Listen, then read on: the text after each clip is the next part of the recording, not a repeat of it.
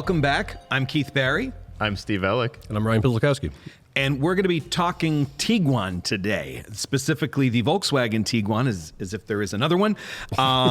So we bought a 2025 Volkswagen Tiguan SE 4Motion. It's a compact SUV. It's redesigned for 2025, and it's in this kind of most competitive segment out there. So we've got, these are all the heavy hitters that are making money and selling the cars that you'll see in any parking lot. Honda CR-V, Hyundai Tucson, Kia Sportage, Mazda CX-5, Mazda CX-50, Nissan Rogue, Subaru Forester, Toyota RAV4. This is the bread and butter, and it's where Volkswagen really needs a car that's going to help them sell. It's a tough place to be. It is. It is. To go up against you can't carve out a niche somewhere. You have to take on the big players. So we bought one to test for our test program. It comes with a 201 horsepower, 2-liter turbocharged 4-cylinder engine, an 8-speed automatic, and ours came with all-wheel drive. The manufacturer suggested retail price was $33,795 for the SE 4Motion, which is pretty good, especially compared to some of those competitors. We got some options. We got a panoramic sunroof. Prepaid scheduled maintenance was included on ours, which is a dealer thing, I think, right? And then a first aid kit and roadside assistance kit for $110. So little tip, if you're buying a car, don't get those things. Just get them from, get it online, order it, because those are upcharged. Destination fee $1,425, so our total cost was $36,825. Final assembly point for the car was in Puebla, Mexico. So I don't know. We were talking a little earlier about how this kind of feels like Volkswagen getting back to its roots a little bit in terms of, what's your first, Steve, what's your first impression of this car? Exactly how I felt. I grew up, I was a teenager in the early 2000s. You had your Jettas, the Passats, and they were, very well built Volkswagens. They build quality was good, fit and finish was nice. It had nice leather in it. And then it seems like Volkswagen kind of didn't do that recently. But this feels like it got back to that. And they listened to their customers. It's stuff like a couple of years ago, they had touch capacitive buttons on the steering wheel. Everybody hated it, including us at CR. And they listened. They put real physical buttons back on the steering wheel.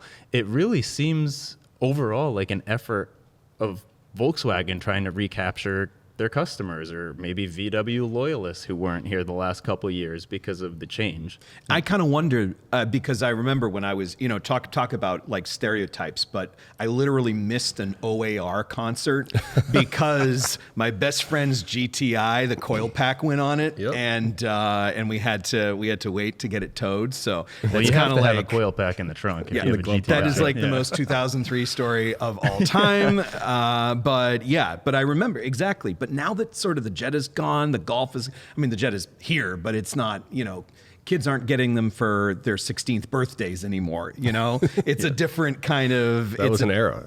Wasn't that an era? That there was a lot of my friends had the GTIs or Golfs or the B5 Passat. Yeah, that was a good Passat. Yeah, they were popular, but they like you just said. They were put together like pretty well. Like they felt like for the money you were getting on a lot of car, and that was always I think Volkswagen's thing. It was a pretty solid car for not a ton of money. Yeah, and it was something you could get for your. Obviously. Most parents weren't buying their kids brand new cars, but the people who did get them, a Jetta was a sensible choice. But now the Golf, there's just the Golf R. Right. These kind of entry sort of cars aren't there to get you into this. So this is sort of, there's the Taos, but this is sort of that car. This is kind of the, with small SUV being a new sedan, this is the new Jetta. It is. Yeah. So this is kind of their chance. Is improved with that freshening they just got, but this is like a grown-up version of that. It really is. I enjoyed driving it. Yeah. So you just spent some time, a lot of time in it. Not a lot, but I did get to drive it because I hadn't gotten in it originally, but I did get in it. And the first thing I noticed, like you just mentioned, the first time I sat in it, before I even drove it, everything felt kind of nice. Like there was like materials are nice, like around you. Everything feels pretty good. Maybe I was paying attention to that, but I was surprised by it. And then driving it, I'll be honest with you, I liked it. Yeah. I think the only downside I saw to it There's a few hiccups in the transmission. Yep. I was reading through the logbook. I didn't get a lot of the low speed stuff, but just some of the shifts just felt like they were hitting a little harder than they should have been. Other than that, I really enjoy driving it. It handles really well. It's on the CX-5 end of the spectrum for handling, if you ask me.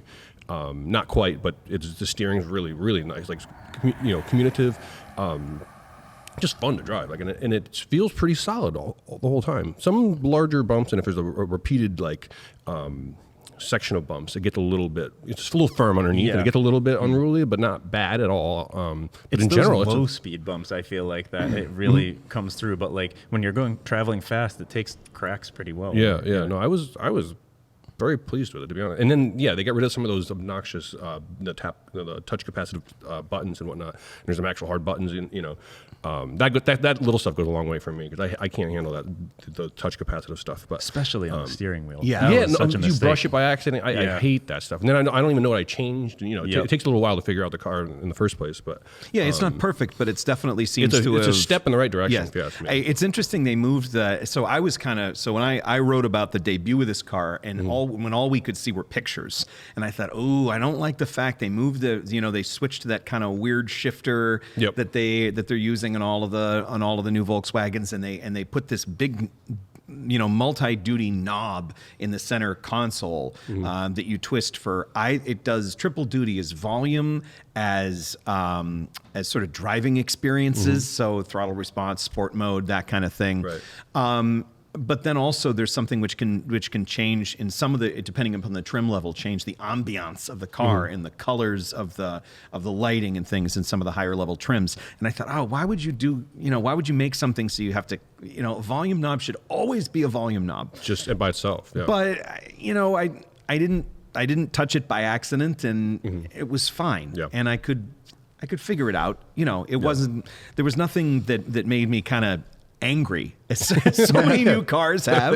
It just was this is how we evaluate things now. How angry did I get or not get? How angry and frustrating was it? Did it have a steering wheel? Could you open the door? Is it round? Like, what is going on? So it's good to see at least a company going back in the right direction. I agree with you. That transmission, I noticed occasionally it was situations where you're creeping onto a merge that's a yield and not that's not a stop. So maybe not creeping. You're coasting a little bit. You're coasting, exactly. Yeah. I'm thinking of like the merge from Route 9 onto 95 in Old Lyme, where you kind of have to check and then, okay, can I go? Oh, all right, punch it. Here's a spot.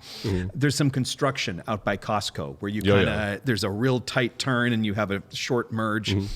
And I noticed that's when it was kind of the car was like, what are you asking me to do? And you got that kind of clunkiness. A little bit, but not to the extent, reading through the logbook. But again, maybe you drove it early on. Sometimes these transmissions actually, they work themselves out. There's a drive cycle that kind of, they figure themselves out a little bit. So that could have been part of it as well. But it wasn't enough for me to be irritated by the car at all. I still really enjoyed it. Not a deal breaker for me. No, not at all. I really enjoyed it. And just going back to the old Volkswagen used to have great seats. I always thought, they've lost their way.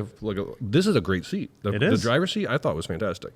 Fit me very well. It doesn't, one seat doesn't fit everybody, but it fit me really well. It fits me very well too. Yeah. And the armrests, I just drove the Taos as well, and the armrests were kind of on different planes, which I don't like. Well, this one, the Tiguan, you can adjust the center armrest both forward and backward and up, so you could put it on whatever plane you want.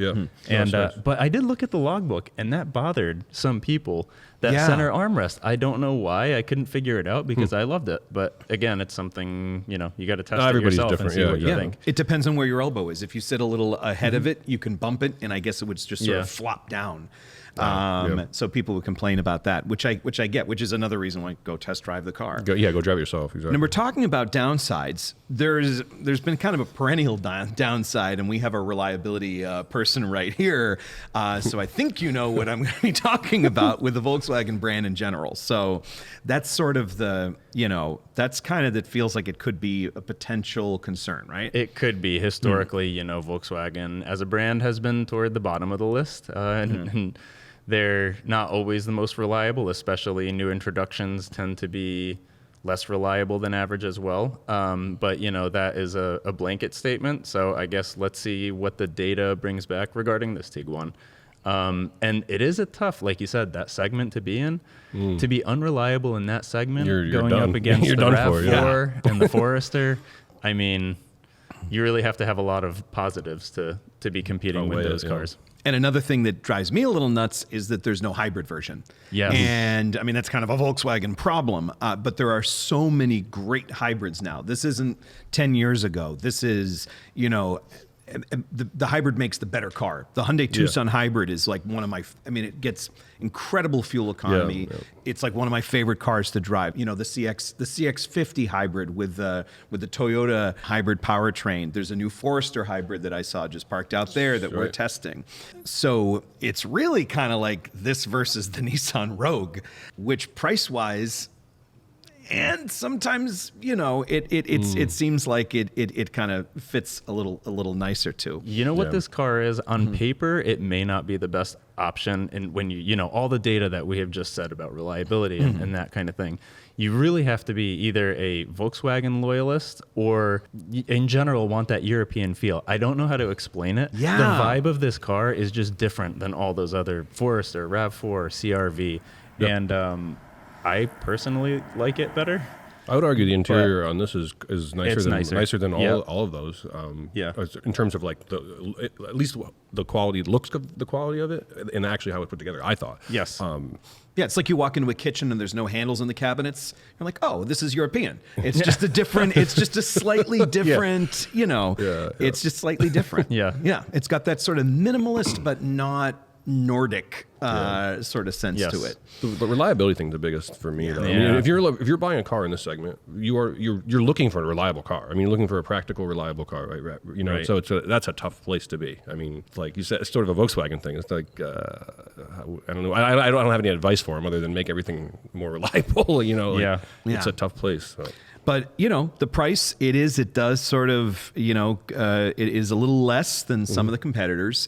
I'm sure there are going to be probably some attractive lease deals on it. At least if you lease it, it'll be under warranty the whole time. If you purchase it and buy it new, it's under warranty that whole time. I mean, you still have, you know, the issue of having to drop it off at the dealership as opposed to going to work or going to where you're or missing your OAR concert. I mean, really, but anyhow, that's upsetting. Yeah. It was really upsetting. No, I'm actually yikes. Anyhow, but you could miss your hacky sack tournament. It's just totally. But yeah, so that's, I think, the key is to think about that, how much that means to you. But like you said, you're the statistician.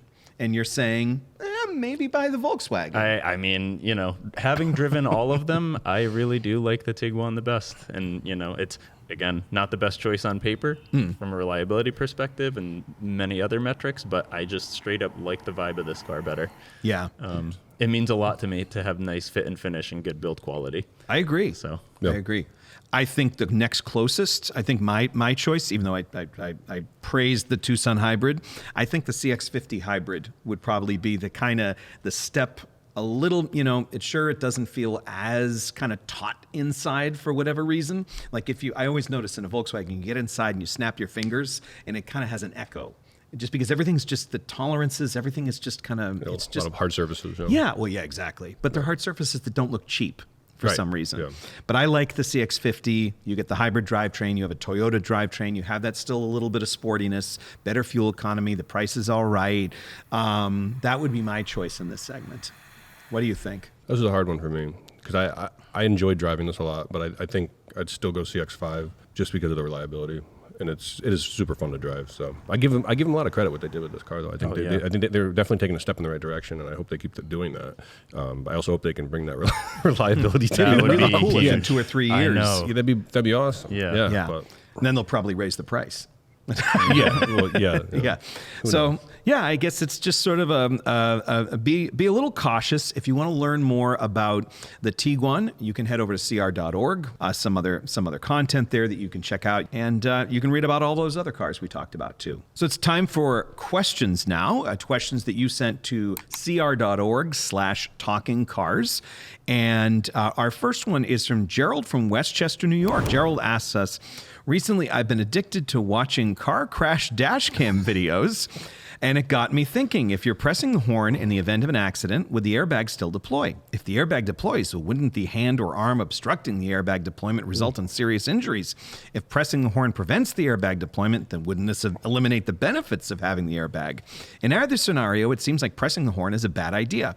I want to get your insight, as my natural reaction is to press the horn. First, Gerald, I'd just recommend that maybe maybe watch some videos of like cute animals. It just might make your some life more a little uplifting stuff out there. I Yeah, promise. just kind of titrate it. Put a little one baby deer frolicking and one car crash dash cam video. That's especially some of those Russian ones are yikes. So anyhow, so we looked into this. We found a couple of, there actually haven't been like studies, right?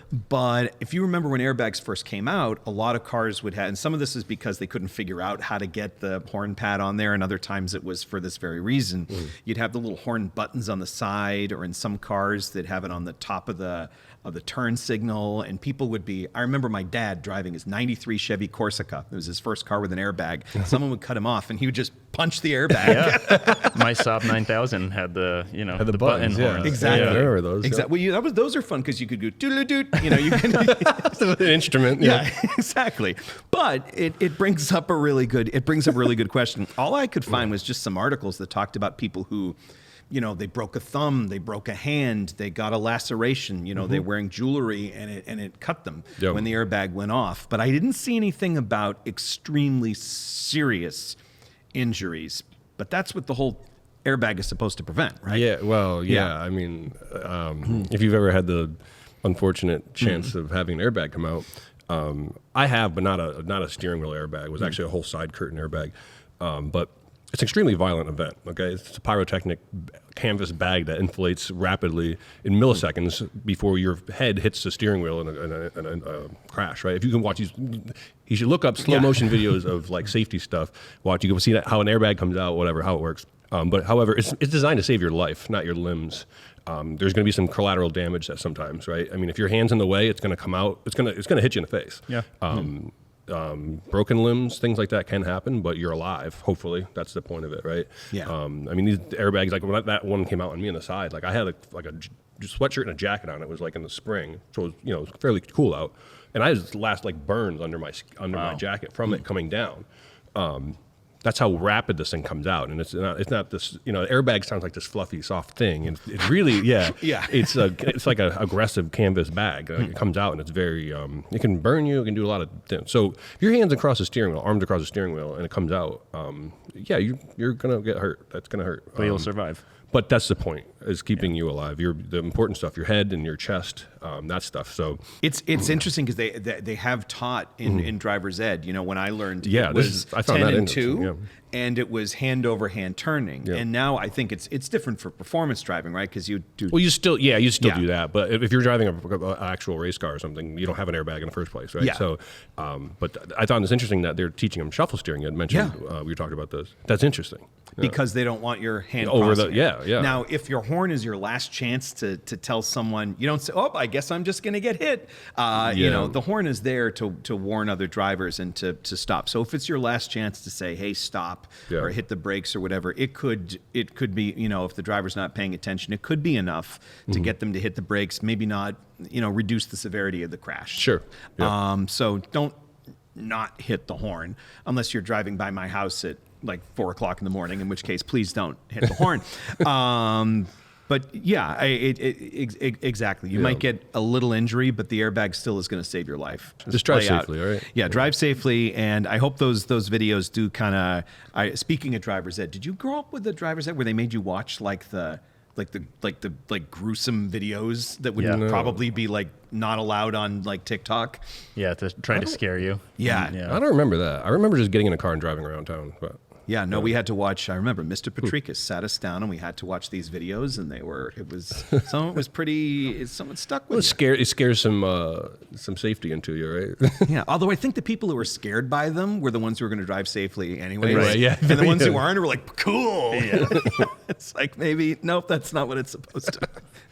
All right. So Melik from Tennessee has a question and asks, I'm in the market for a family SUV. I'm a dad of 3 tall, active kids. And when I say tall, I mean tall. For instance, my oldest just turned 13 and is already 6 feet tall. We spend a few weeknights at the local hockey rink, lugging equipment, and travel out of state to hockey tournaments a few times a month.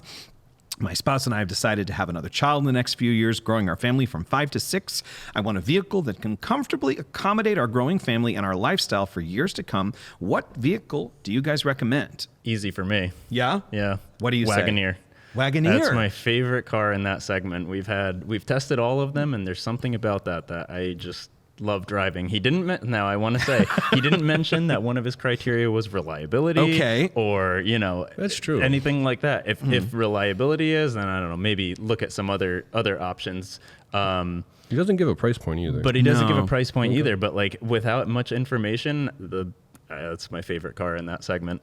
Yeah, hockey ain't cheap, so you might want to be saving some money. But yeah. You could throw all the hockey stuff in the back. And you can fit everybody in the car. I got to say, the tallest family I know who have tall kids, and also play sports, everything else. Kind of the only thing that works. I'm going to go on the same sort of route as you is a full size SUV. Yeah, and I like the Expedition. Folks I know have the GM version of the, they have the Suburban, the Tahoe.